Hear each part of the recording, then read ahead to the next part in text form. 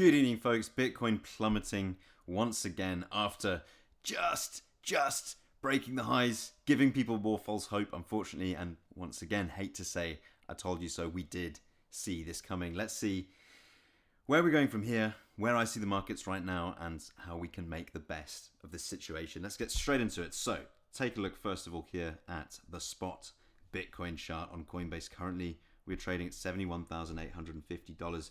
We made it earlier yesterday as high as 76,000. A lot of people getting excited for that.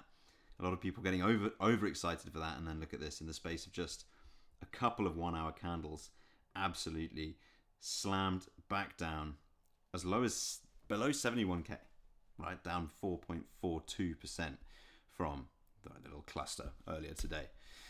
I've drawn in the fixed range volume profile here, this time extending all the way to the highs that we put in yesterday, and that gives us a point of control now at $69,000. But look how thick this area of volume is, right? That really extends all the way down to about 67,250. We are still technically in an uptrend.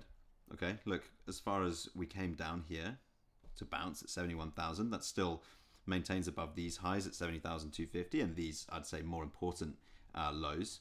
Sorry, the lows at 70,250, and these, I would say, more important lows down at 68,977. Call it $69,000. Of course, we've got lows here up to a high here, higher low here, just higher high here, and then really anywhere's fair game to maintain the uptrend. But I wouldn't be relying on that too much because of the cocktail that we've seen playing out, which led me to believe we would see another slip. It's still in play.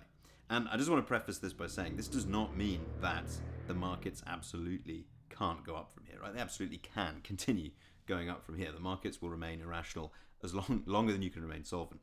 But in all likelihood, I think we're still putting the horse before the cart in terms of getting excited about this right now. I don't think this bear phase of the market is over just yet for a wide range of fundamental reasons, which we'll get into in a moment. But before that, just our good old friend, leverage. People trading with money that they don't have, getting in positions they arguably shouldn't be in. And this doesn't refer to just retail traders, right? Everyone can get liquidated. It doesn't just involve actually getting liquidated. It also involves people emotionally capitulating out of trades too early because they see a big green candle like this. They think, oh yes, Bitcoin's going up. The bear market is over. The nightmare's over. Get in with too much size and then get spooked out of that immediately. Or liquidated, i.e. forced to sell. You can see that this has happened in the data. Look at this. Last 24 hours, $337.99 million worth of long positions wiped out of the market, liquidated, wrecked. And a huge amount of those were within the last 12 hours and about $133 million worth in the last 4 hours. No need to go into massive detail on that. People got in on leverage. People got liquidated. People were forced out of positions. Supply was dumped on the market. And the simple dynamics of supply and demand mean that when supply is dumped on the market, prices come down quickly. That's why we are where we are right now. Overall, people are getting into leverage positions less and less as the market continues. And I'm talking about on a bigger time horizon, right? There's overall less leverage in the market than there was back in October, for example, pre the massive slump or the start of the bear market, as some people would say, as some people would fairly say. But overall, people are still getting liquidated in the short term. The point is, long term, the amount of leverage in the market is dipping. I still think that that is a trend that we can notice. And that correlates, in my mind, past cycles, from what I've seen, with a time when the market can actually turn around. When the market is so beaten down that no one wants to get in with leverage anymore. Right now, you can see the market is still biased long on the 30-day time horizon, right? There is more long liquidation risk than there is short liquidation risk. Some of that's been wiped out. This was up higher than $8 billion last time I checked. Now we're down to about $6.5 billion. Again, that is at prices equal to the downside and equally up to the upside, right? We're looking at $6.56 billion long liquidation risk versus about $4.6 billion short side liquidation risk. 6.5 versus 4.5. You can see that there's more longs in the market right now. On the 1 day time horizon, because we've had a down day, that is flipped to the downside, right? Because people are stupid and they see red candles and they go short. I did consider the possibility of getting short as we broke these highs. I didn't get into that position. I still think it would have been a good position. Just one of those opportunities that I missed for reasons not correlating to the fact that it might have been a good trade to take. I did keep my original short position open. I'll show you that right now. So you can see we are back in profit on that, about $60 up, right? Nothing to write home about. 0.05 BTC position, 20x leverage, and I'm going to keep that open for the time being. Remember, we did close out $750 worth of profit in this trade. You can't see it in my trade history right now, but the point still stands. We've got most of the profit off the table in that, and I'm leaving a little bit in because the market just doesn't feel, to me, like it's ready to go up, and that is because everyone else feels like it is ready to go up in the medium term, which I think is misplaced confidence, and that usually leads to liquidations, which usually leads to sharp sell-offs and more pain. That is why I remain in this short position. Would like to have added to it, honestly. Just wasn't actively trading at the point that this happened, right? Could have, would have, should have placed some sell orders to get into that. Once again, though, read into that what you will. Okay, yeah, I consider that a missed opportunity, but it's not a massive missed opportunity that I'm particularly upset or worried about.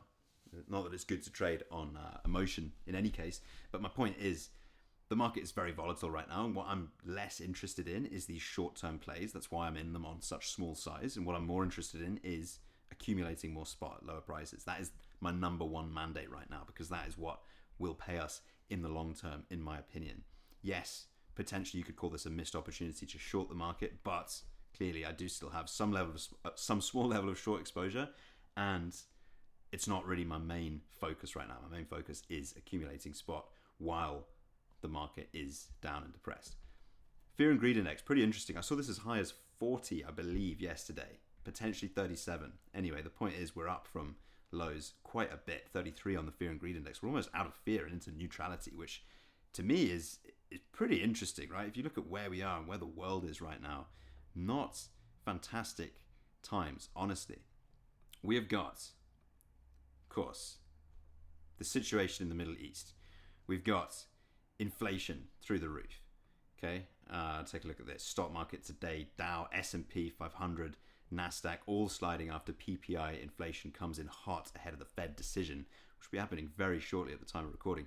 US stocks fell on Wednesday after the latest reading on prices pointed to accelerating inflation as investors waited for the Federal Reserve's latest policy decision.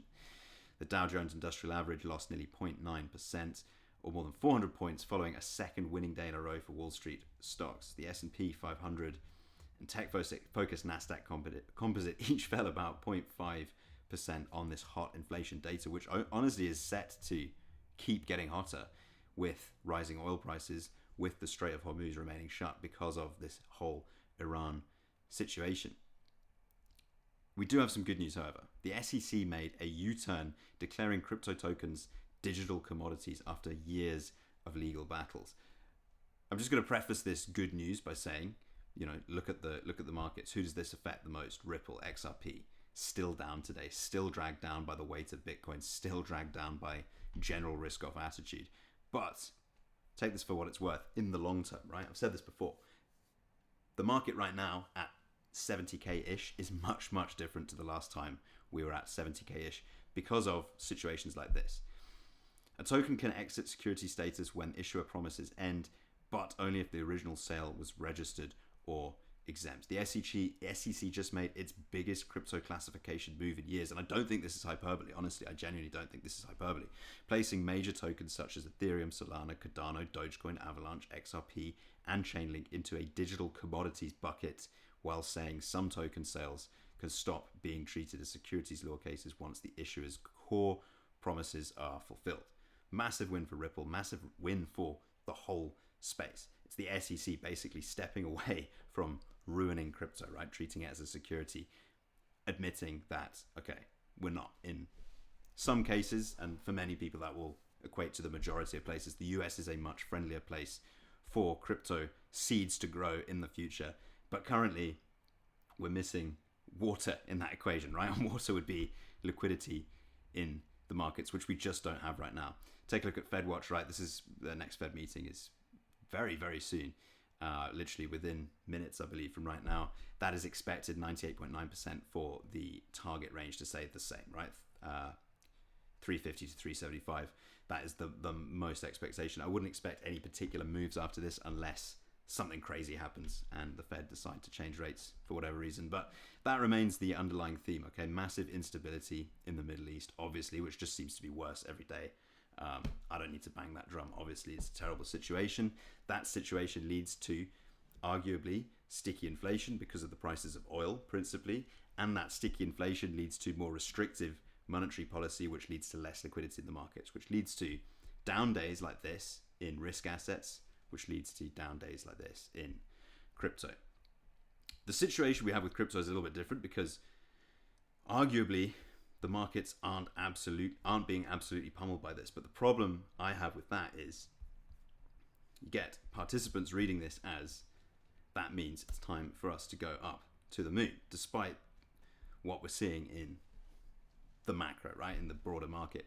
And the problem with that is people jump in with leverage, with money that they don't have, and then any small gains we get to the upside, as soon as those cool off just a little bit, we just get smashed to the downside. Now, I know I sound like a stuck record saying that, but if it ain't broke, don't fix it. And this pattern just keeps on playing out. It will keep on playing out until we see a lot of liquidity entering the market, right, like real big liquidity entering the market. And that is only likely to happen if history repeats itself, or at least rhymes, at a time when there is less appetite for retail to just punt this short term with short-term expectations, which are very weak expectations and easy to break, i.e. liquidations, emotional capitulation, etc. That's why we see big red candles like this. And that's pretty much all I've got for you right now. Look, I'm looking for more downside from this. It doesn't mean that it has to happen right now. Okay, we could bounce from here. Completely within the realms of possibility. I would expect more likely a mean reversion back into volume, starting here 69k and all the way down here to about 67k, somewhere in that region, for a potential move to the upside. But ultimately, I think we are not done in this bear phase of the market.